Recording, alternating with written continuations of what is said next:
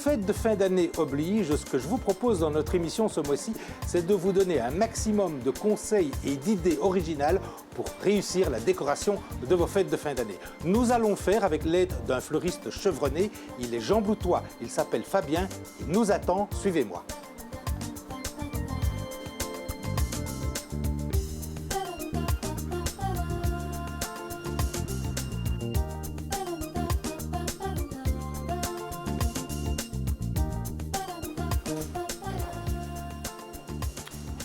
Voilà, voilà.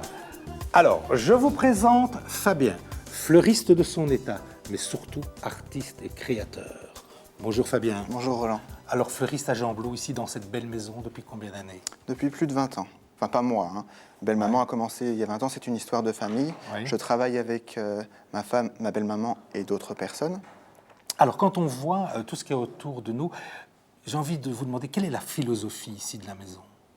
Nous nous revendiquons artisans fleuristes. Et quand on désigne le terme artisan, c'est-à-dire que nous réalisons les trois quarts nous-mêmes.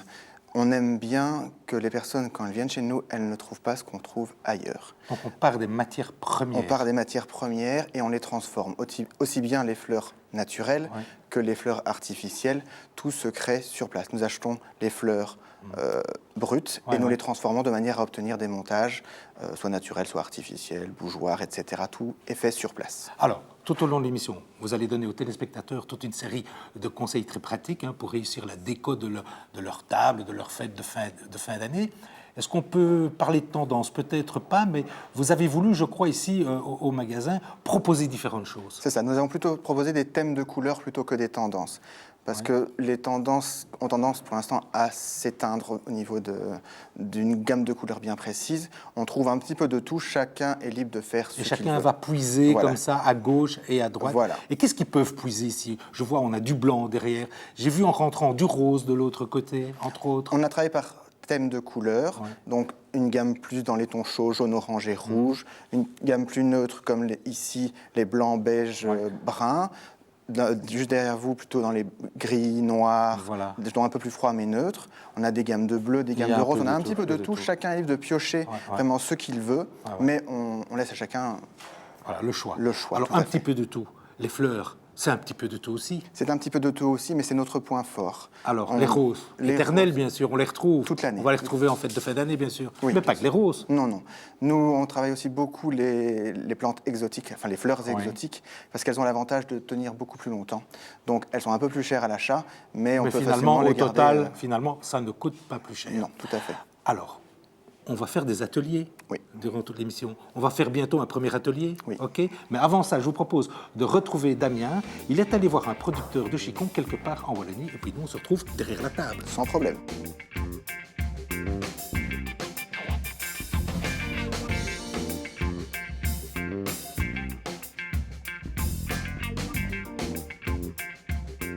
Bonjour.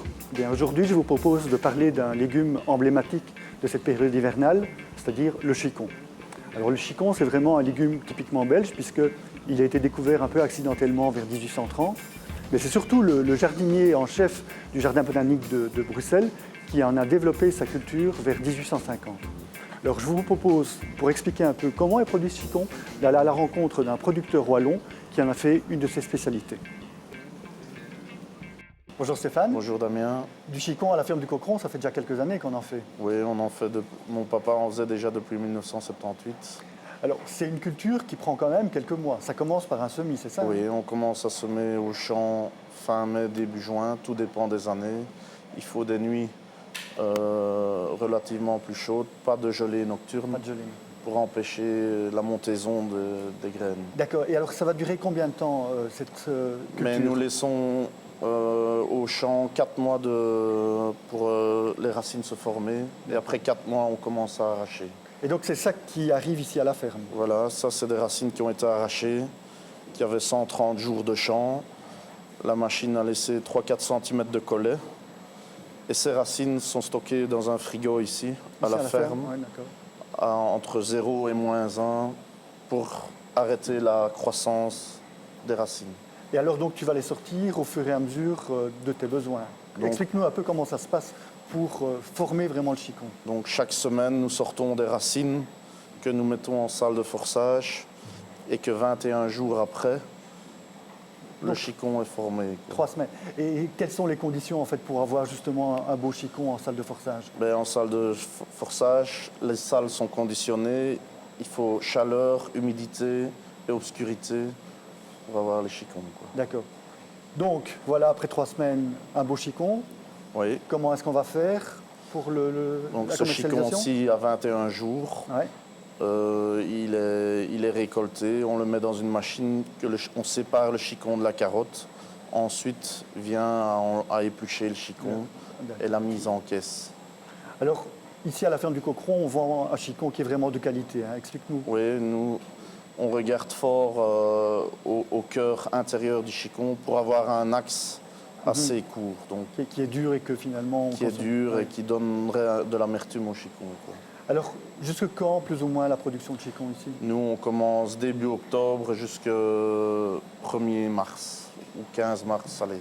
D'accord, mais comme ça fait que quelques semaines que ça a commencé, tu as encore pas mal de boulot devant toi. Ouais, on a encore beaucoup de travail et le frigo est rempli de racines. Quoi. Bon travail Stéphane et merci pour les explications. Mais merci aussi.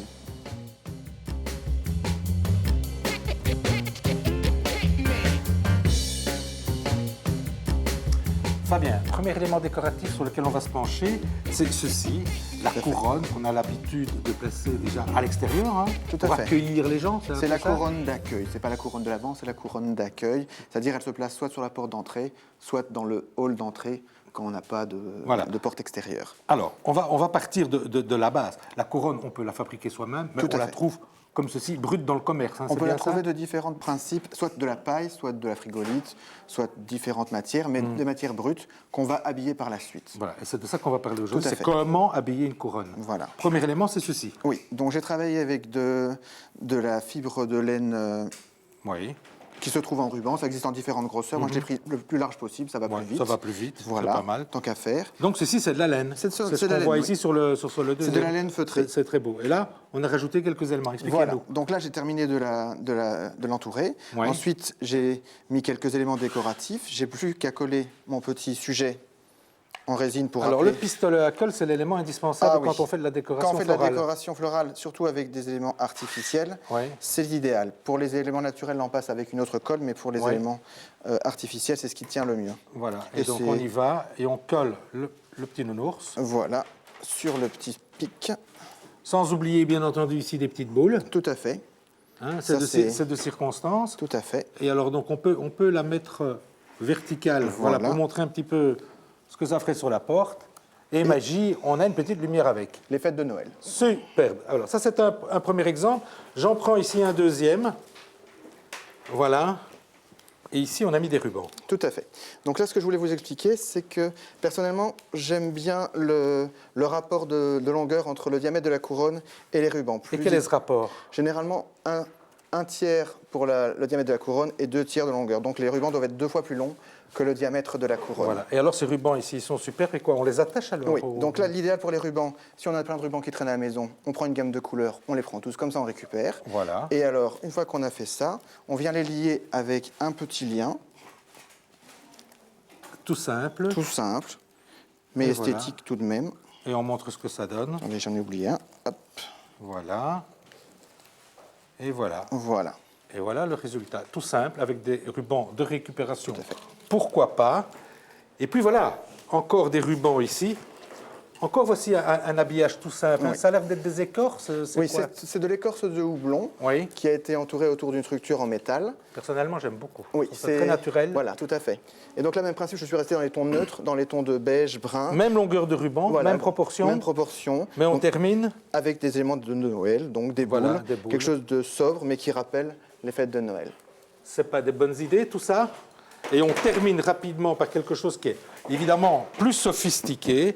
Donc là, voilà, Il y a un regardez. principe sur le rapport des longueurs de ruban. Voilà. Mais à la place de travailler avec les boules de Noël, j'ai fait un rappel des ronds de bambou colorés que j'ai replacés dans la couronne. Comme ça, on a une unité pour l'ensemble et j'ai Voilà. accroché Et tout ça, bien entendu, aussi collé avec notre pistolet à colle chaude. Tout à fait. Eh bien voilà, de belles idées pour agrémenter ces couronnes. Fabien, on va se retrouver pour un deuxième atelier, Oui. tout à fait différent. Mais en attendant, on jette un petit coup d'œil sur le livre du mois. Il est consacré à tout ce qui vit dans notre jardin. Mon jardin vie, paru chez Racine, va vous prodiguer des conseils pratiques pour aménager votre jardin en respectant la nature et en vous faisant découvrir la vie intense qui y règne, depuis les insectes jusqu'aux petits mammifères en passant par les oiseaux. Même s'il faut reconnaître une certaine évolution des mentalités, les jardins écologiques vont un peu à l'encontre de tout ce qu'on a appris auparavant. Qu'il soit petit ou grand, un jardin peut être conçu et géré de façon à devenir très beau et accueillir la faune et la flore indigènes. Quand vous aurez parcouru ce livre, vous prendrez le temps d'observer par vous-même cette incroyable vie et vous ne verrez plus votre jardin du même œil. Alors soyez très attentifs puisque maintenant, Fabien va nous donner des conseils très pratiques pour garder tout ceci en bonne santé le plus longtemps possible. Alors on va commencer par le bouquet. On reçoit un bouquet. À quoi faut-il faire attention pour le garder en bonne santé le plus longtemps possible? Ce qui est primordial, c'est l'eau dans laquelle il va séjourner. Tout à fait. Ouais. Il faut que le vase soit bien propre, que l'eau soit bien claire, toujours de l'eau du robinet, pas de l'eau de pluie parce qu'elle ne contient pas de bactéries. Ce sont les bactéries qui font pourrir les fleurs. Donc de l'eau du robinet sans bactéries. Voilà, tout à fait. Et alors on la change souvent? Le plus souvent possible. Tous les 2 jours, c'est l'idéal. Et on recoupe les tiges tous les 3-4 jours à peu près. On recoupe les tiges, mais pas n'importe comment. Non, toujours en biseau pour augmenter la surface d'absorption. Voilà, on prend Je vous montre sur une fleur. Voilà. Donc bien coupé en biseau, de manière à absorber avoir une grande surface pour absorber. Voilà, parce que si on coupe droit, je montre. Oh, on a que ça. On a une toute petite surface. Voilà. Mais quand on a un beau bouquet comme celui-ci, on n'a pas envie de le délier pour commencer à couper ces tiges. On fait comment, Fabien? On ne prend plus le couteau, mais on prend le sécateur. Et même principe, on coupe. On coupe un petit centimètre? Oui, pas plus, ça suffit. Mais c'est parfait, voilà. Ça, voilà, déjà 2 bons petits conseils. Alors, à Noël, on va recevoir ceci. Oui. La rose de Noël, mais qui est... Un poinsettia, une forbe. Voilà. Alors, qu'est-ce qu'on fait pour que ce poinsettia reste le plus longtemps possible, aussi beau? Surtout ne pas l'arroser à l'eau froide. L'eau qu'on va utiliser pour l'arrosage doit être à température tout juste tiède, entre 20 et 25 degrés. Elle ne supporte pas l'eau froide. Ça, c'est le truc. Ah oui, ça, c'est vraiment très important. Pas de courant d'air. Non. Et au niveau de l'éclairage, je dirais de la clarté, mais pas le plein soleil. Bon, voilà. Ceci dit, en hiver, le soleil... Non. Et en plus, en Belgique, voilà. C'est rare. Et alors, ceci, on commence à voir ça aussi chez les fleuristes. Hein. Oui, les jacinthes. Ça va commencer, surtout au mois de janvier, février. On en a jusqu'à Pâques. Voilà. Qu'est-ce qu'on fait? Parce que chez moi, jacinthe, souvent, elle pousse bien, je suis très content, et puis très rapidement, bouf, elle se laisse aller. On a l'impression qu'elle a monté un peu vite. Oui, c'est une fleur de printemps, donc elle a besoin d'une température fraîche. Donc plus il fait chaud dans l'intérieur, plus elle va se développer rapidement. Elle va monter. Donc au début, on peut la laisser à l'intérieur, comme ça elle va se pousser rapidement. Et dès qu'elle est en fleur, on la met dans une pièce plus fraîche. Comme ça elle reste se plus maintient. longtemps. Voilà, oui. Extraordinaire. Vous avez tout retenu? Eh bien, Fabien, on se retrouve pour un autre atelier. Mais tout de suite, on retrouve Jean-Marie Pesseleu. Il a quelques petits coups de cœur à nous présenter. Dans les plantes d'appartement, ce n'est pas le nombre de sortes qui manque, mais aujourd'hui j'ai choisi une plante particulière par ses fleurs. On l'appelle le taca et son nom commun est la plante chauve-souris. Cette plante caractéristique par ses fleurs avec des bractées de grande taille et ses fleurs avec ses longs filaments qui font penser à une chauve-souris. Ce sont des plantes qui, comme les orchidées, proviennent des forêts tropicales et apprécient donc, tout comme les orchidées, une atmosphère chaude et humide. Les tacas sont des plantes qui peuvent atteindre 1 mètre de hauteur. Elles sont fournies de feuilles splendides, de grande taille, qui peuvent atteindre 30 à 50 cm de longueur. Puis, ces plantes sont portées par des rhizomes, des racines, donc rhizomateuses, qui, comme le chien-dent, les bambous ou encore le muguet, ont une force de croissance très importante, ce qui fait que cette plante aura un développement très rapide. Maintenant, ce qu'il faut savoir aussi, c'est que ces plantes fleurissent pour le moment et vont terminer leur cycle au mois de décembre. Au mois de décembre, toute la végétation, les fleurs et les feuilles seront rabattues au ras du sol. La plante entrera au repos de décembre jusqu'à avril.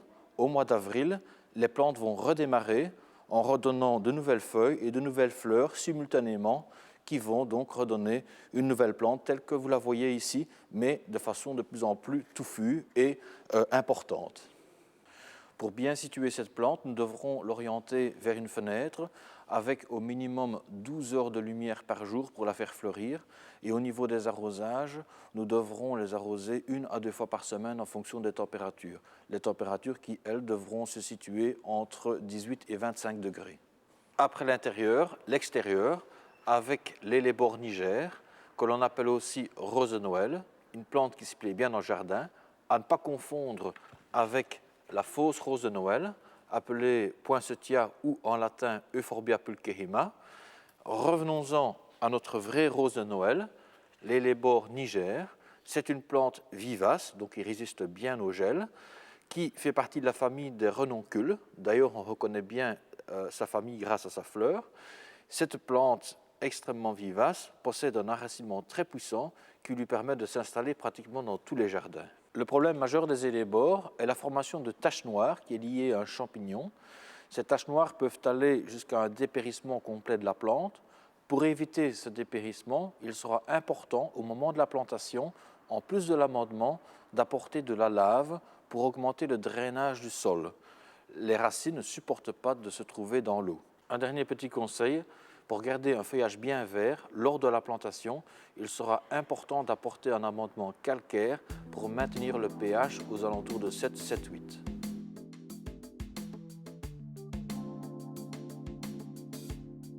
Fabien, une fleur qui a de plus en plus de succès pendant les fêtes, et même je dirais entre les fêtes, c'est celle-ci. L'orchidée, oui, tout à fait. L'orchidée.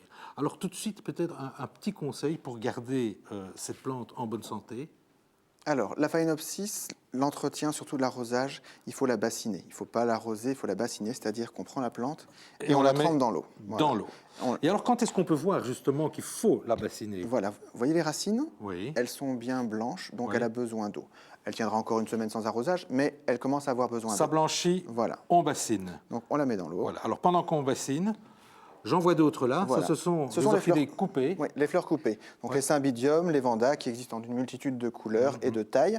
Donc là, j'ai pris des cymbidiums mini. Et ça, justement, on l'utilise pour la montage. déco Tout à fait. de Noël, entre autres. Et Tout à qu'est-ce fait. qu'on fait avec une fleur d'orchidée? Je vais vous montrer comment faire un rond de serviette un peu Ah, ça c'est original. intéressant. Voilà. Je regarde, je Voilà. suis attentif. Donc voilà Alors, le on a résultat notre final serviette. et je vais vous montrer comment faire. Donc je prends une feuille de pandanus, Ouais, ouais. c'est un végétal qui est séché, je la découpe en deux, je viens Là, la présenter c'est autour de de la la serviette tout simplement. et je viens faire des boucles aléatoires, donc ça, Ouais. ça, Voilà. voilà comme ceci. Hop là.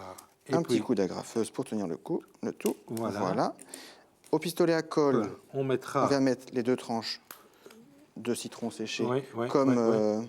comme tout à l'heure avec le pistolet à colle Voilà. chaude. Et puis, Et alors, on prend on vient un petit chercher fleuron d'orchidée, hop, la petite orchidée. voilà, et on vient la glisser. Tout simplement, regardez comme c'est Voilà. magnifique. Et alors, ici, je ressors, voilà, mon orchidée qui a bassiné. Elle commence à voir. Effectivement, regardez, voilà, les tiges sont devenues toutes vertes. Par rapport au début où elle était plus blanche. Voilà, eh bien, Fabien, un tout grand merci pour ces petits conseils. Voilà, nous allons maintenant retrouver Rose, qui est en cuisine et qui va nous faire une petite recette à base de chicon. On jette un petit coup d'œil sur le concours ensuite, et puis on se retrouve une dernière fois. Sans souci. Bonjour, je réalise aujourd'hui une petite entrée, un feuilleté avec des chicons, du jambon et du fromage, accompagné d'un petit scampi et d'une gelée à l'espelette et une petite râpure de pommes vertes. Pour réaliser ce petit feuilleté, je sors au moins une demi-heure, si vous n'avez pas le temps, un petit quart d'heure, votre rouleau de pâte feuilletée pour mieux la dérouler et éviter qu'elle ne colle. Je prends les plus belles feuilles des chicons pour les caraméliser. Je les dépose gentiment dans ma poêle avec un petit peu d'huile. Pour ne pas que ces feuilles recroquevillent, je cisèle un tout petit peu avant la cuisson. Et je dépose gentiment dans ma poêle.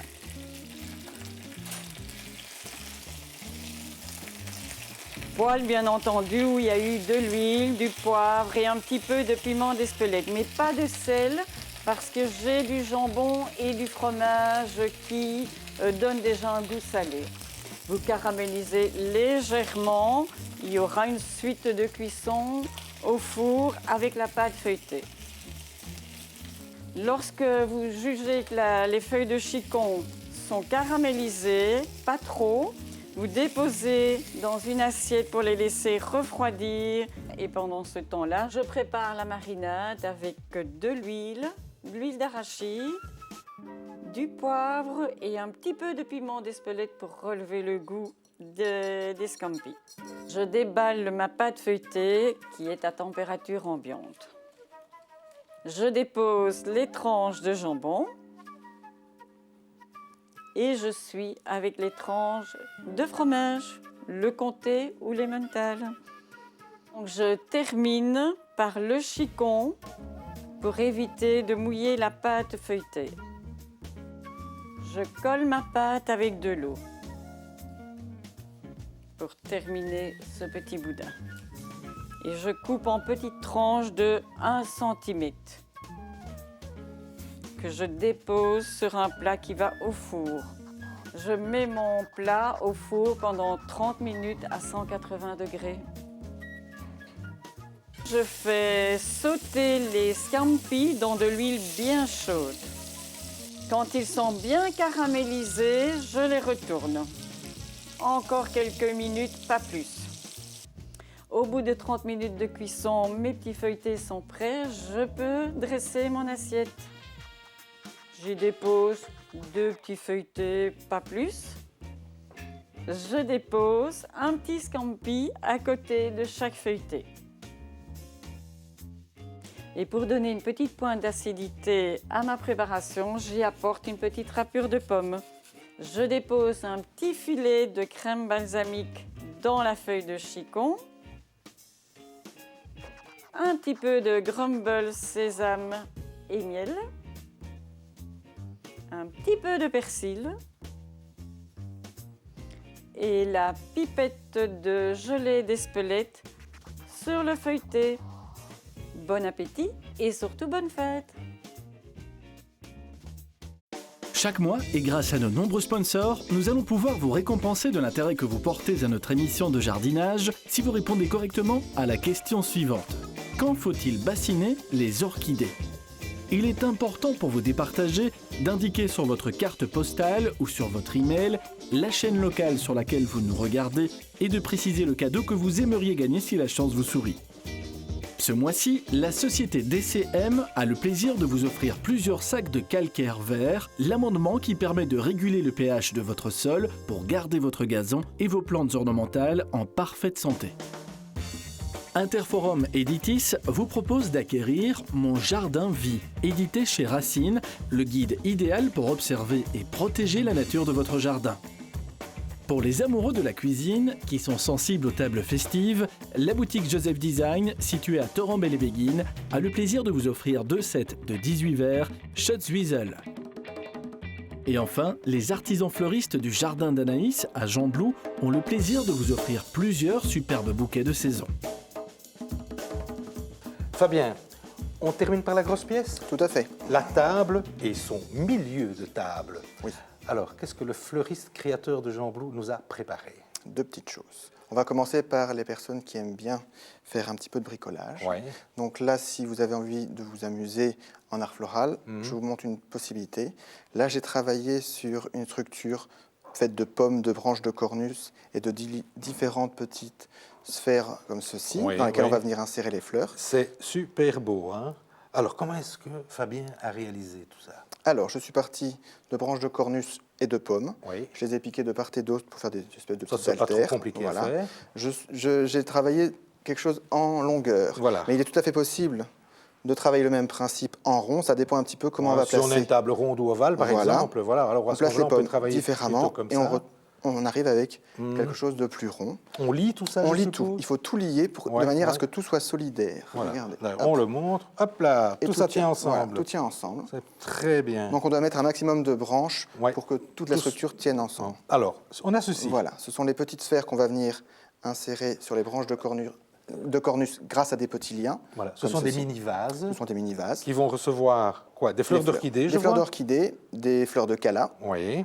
Et c'est tout. Je me suis Plus limité- quelques éléments décoratifs. plus et quelques éléments petites décoloratifs pour rappeler les fêtes de D'accord. fin d'année. Alors Fabien, ça c'est très bien pour ceux qui sont un peu habiles des mains, qui aiment bien bricoler. Celui qui n'a pas le temps et qui en plus n'est pas habile, il fait quoi? Ah, ça, je vais vous montrer tout de suite. Oui. Ici au milieu de la table. Voilà. Voilà. C'est super beau. Et c'est super simple à faire. C'est super simple. On prend Expliquez-moi. juste des verres de tailles différentes, Ouais. de formes différentes, de Ouais. couleurs différentes, il n'y a pas de souci, mais il faut rester dans une même gamme de couleurs. Les vieux verres de famille, par Voilà, exemple. tout à fait. Ouais. Et ça fera plaisir à bonne maman si vous allez chercher quelques Ça lui assiettes avait- et oui. qu'elle vient manger à la maison, Ah. elle retrouvera son assiette, c'est pas plus mal. C'est pas plus mal. Et j'ai juste inséré quelques fleurs de formes différentes, de Oui. couleurs différentes, mais toujours en restant dans la même gamme de couleurs Toujours avec un petit peu d'eau dedans, bien entendu. pour qu'elle puisse boire. Oui. Et j'y ai inséré aussi quelques fruits, quelques baies, quelques tranches et quelques branches de noix Je vois qu'il y a une très très belle branche là. Et là, finalement, ça ne demande pas de Non, c'est juste le bricolage, disposer c'est disposé au niveau au de- centre de table. Fabien, je vous félicite. Merci. Alors, c'est ici que nous allons nous quitter. Nous allons souhaiter de bonnes fêtes de fin d'année à nos téléspectateurs et nous allons nous retrouver l'année prochaine. Plongez dans toutes les idées qu'on vous a données aujourd'hui. N'hésitez pas. Au revoir. À très bientôt, Fabien. Mais pas avant une petite coupe de champagne. Ouh, mais avec plaisir. Au revoir. Au revoir.